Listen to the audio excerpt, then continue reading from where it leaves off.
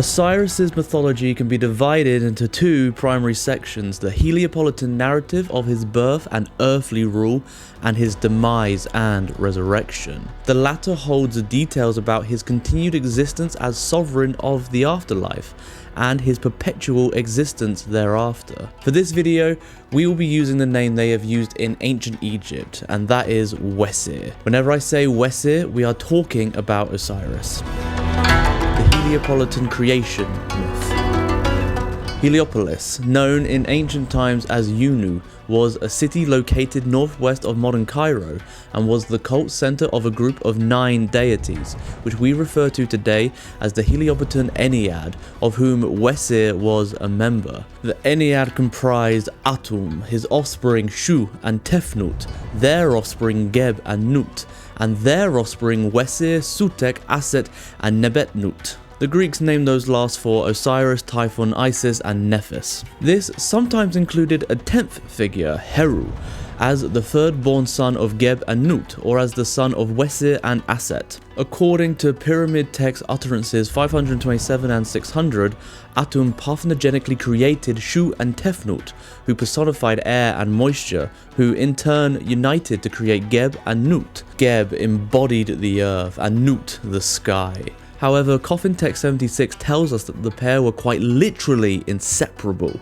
The sky completely covered the body of the earth with no space in between to allow life to thrive. As the embodiment of the air, Shu stepped between the couple, lifting Nut's body away from the earth and into the heavens above. This is beautifully captured in ancient Egyptian artwork, with Nut's starry body arched over a reclining Geb, sometimes with evidence of his passion reaching up towards her, separated by Shu lifting Nut aloft. Once separated, life could begin to grow between the heavens and the earth, and thus emerged the offspring that the pair had conceived. The Greek historian Plutarch elaborates upon the Egyptian narrative, as he so often does, alleging that the creator god Ra cursed Nut, forbidding her from giving birth on any day of the year, until Jehuti won 5 extra days through winning a board game with the moon deity. With these 5 additional days of the year,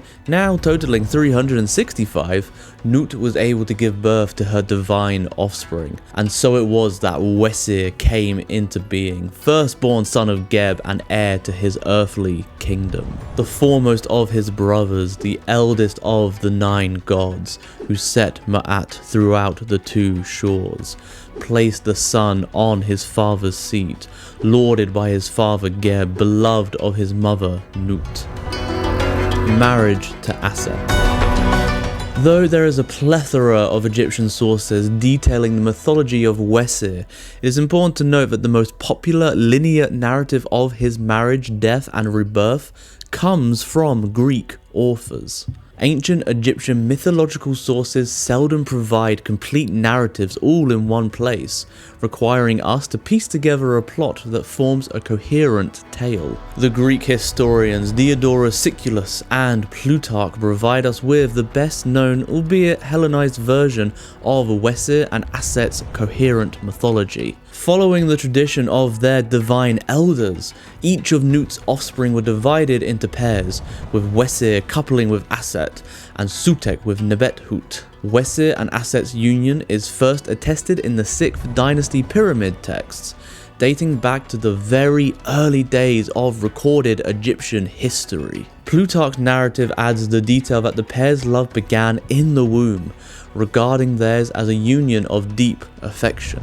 Isis and Osiris were enamored of each other and consorted together in the darkness of the womb before their birth. The Stela of Amenmos describes how Wesir inherited the throne of Geb and his early kingdom, and how he maintained the balance of life and Ma'at, Geb's heir in the kingship of the 2 lands. Seeing his worth, he gave it to him.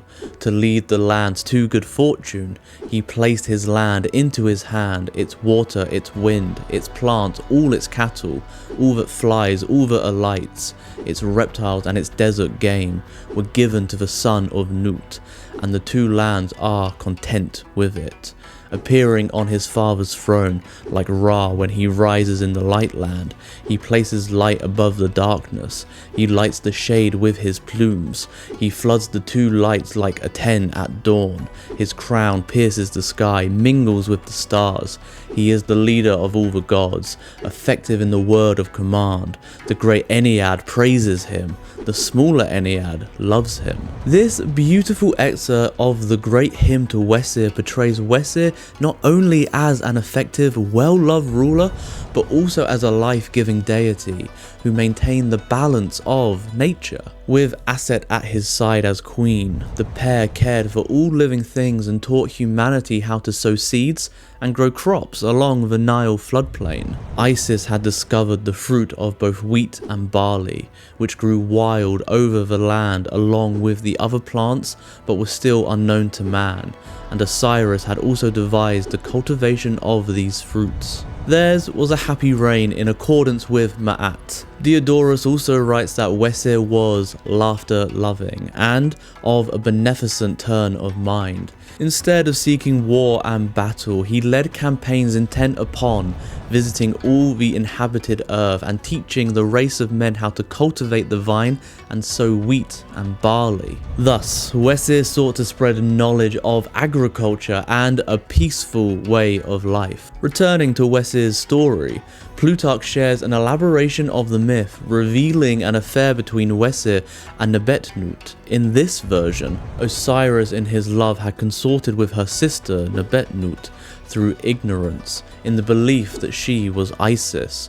The proof of this was in the garland of Meloti, which he had left with Nephis. According to Plutarch, Nebetnut exposed the infant outside in fear of Sutekh's wrath. Her sister Aset, however, discovered and saved the baby. This jackal-headed child of Wesir and Nebetnut became Aset's guardian and attendant, and was thus named Inpu, Greek Anubis, pledged to protect the gods just as dogs protect men. This part of the narrative only appears in much later versions of the myth, and it is uncertain where it came from, whether Plutarch learned of it through Egyptian informants, through Greco-Roman initiates of Isis, or through his own invention. The death of a god.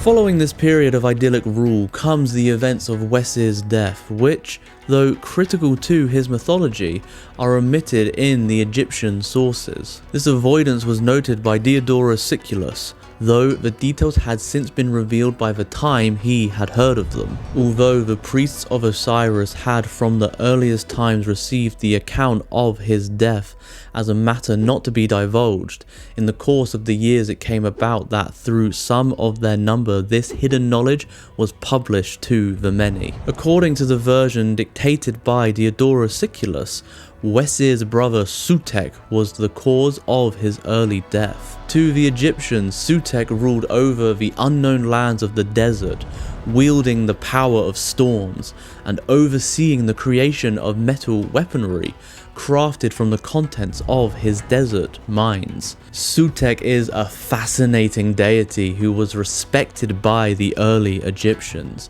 However, from the pyramid texts, he emerges guilty of fratricide, which was repeatedly emphasized in the later Greco-Roman portrayals. Though he possessed many riches himself, having sovereignty over mined metals and precious gems, Sutekh nevertheless coveted the realm of Wesir. According to Diodorus Siculus, when Osiris was ruling over Egypt as its lawful king, he was murdered by his brother Typhon, Sutekh, a violent and impious man.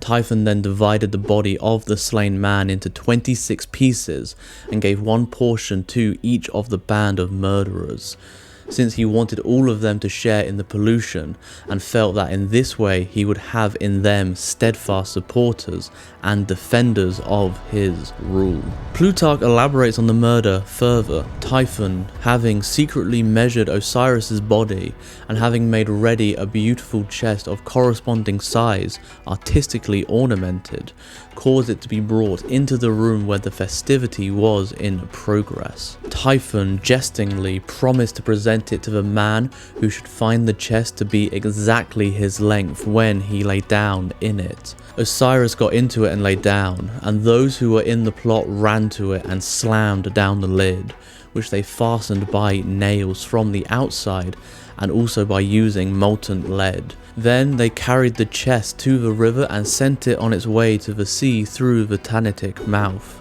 a branch of the delta. He explains that Wesir's body was rent into pieces when Sutekh discovered his coffin washed ashore. When Aset hears of this tragedy, she at once cut off all of her tresses and put on a garment of mourning. It is at this point that the Egyptian sources pick up the narrative again. The most complete Egyptian version of the myth of Wesir comes from the aforementioned great hymn to Wesir, recorded on the Stela of Amenmos, dating to the New Kingdom and now residing in the Louvre. The hymn skips past the fatal deeds of Sutekh and goes on to describe how Aset went in search of the body of Wesir. The deliberate omission of Wesir's murder is owing to the ancient Egyptian belief that to record something in text or image was to give it form and permanence. As Wesir's rebirth was considered essential, Egyptian texts skip the description of his death to ensure that it is not made permanent through the power of writing. The circumstances of his death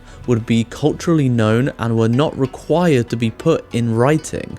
However, the recording of his rebirth in textual form gave it permanence and manifestation. In agreement with the Egyptian sources, Plutarch continues his narrative by describing how Aset set off in search of the body of Wesir. His version has Aset discovered the chest of Wesir encased in a wooden pillar within a place in Byblos, an ancient city located in modern Lebanon. Following a tale of magic and confrontation here, Aset returned the pillar containing Wesir's body to Egypt and wept when she saw her beloved inside. Hereupon, Diodorus Siculus and Plutarch agree that Sutekh discovered the return of Wesir's body and tore it into 14, 16 or 26 pieces, requiring Aset to scour Egypt in search of them. In the form of a kite, appropriately a carrion bird, Aset sought him without wearying, who roamed the land lamenting,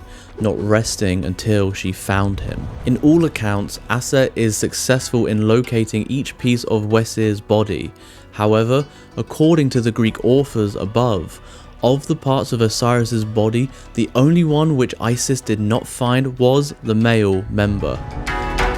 Rebirth and afterlife. As a great healer and magician, Aset possessed the ability to temporarily revive Wesir into full life, before enabling his passing into eternal afterlife. Aset gathers up his flesh and replaces his missing member with a consecrated replica. Together with her sister Nebetnut and the embalming god Inpu, they conduct funerary rites to restore Wesir to life long enough for he and Aset to conceive an heir. The Greek sources appear to shy away from the notion of a post-mortem conception, with Plutarch inferring that their son was already around at this point. However, this is pivotal to the Egyptian version, as it proved that Wesir was truly resurrected in all capacities. Aset made a shade with her plumage, create breath with her wings, who jubilated, joined her brother, raised the weary one's inertness, received the seed, bore the heir, raised the child in solitude, his abode unknown.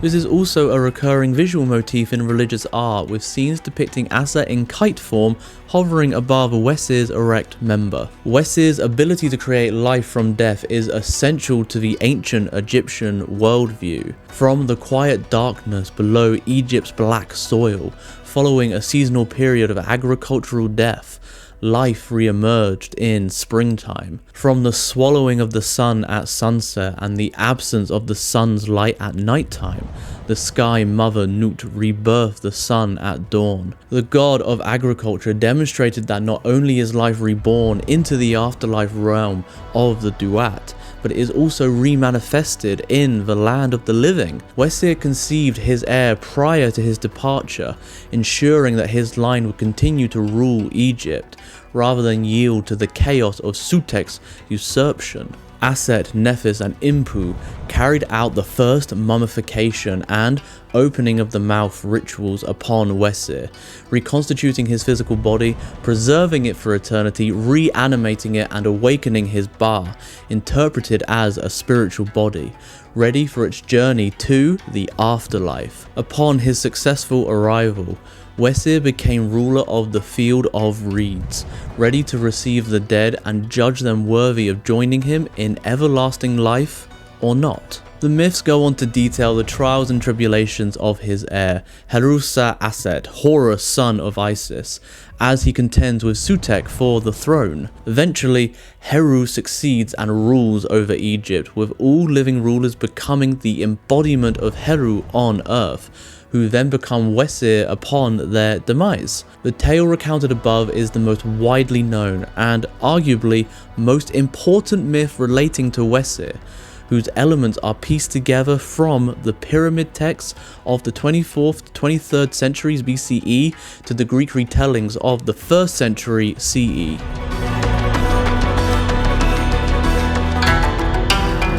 You can learn more about Osiris with our book, Pagan Portals Osiris by Olivia Church, who also provided the words for this video. Dip below the Nile's surface to the realm of ancient Egypt's green-faced god of life, death, and rebirth. Known to the Greeks as Osiris, Wesir is one of ancient Egypt's most enduring deities, worshipped from at least the Old Kingdom alongside his consort Aset Isis until the 6th century CE. Looking to the cycles of nature, the ancients saw Wesir's mythology made manifest in the landscape of the Nile Valley, reassuring them that just as the crops grow, die, and return, so shall Wesir, and all those who repeat his rituals. Bringing together Egyptological research and contemporary pagan perspectives, this book invites readers to unearth the ancient mysteries of Wesir and to raise the jet pillar of his rebirth in the modern day. It's available from Moonbooks Publishing. Thank you so much for watching. A special thank you as always to our members.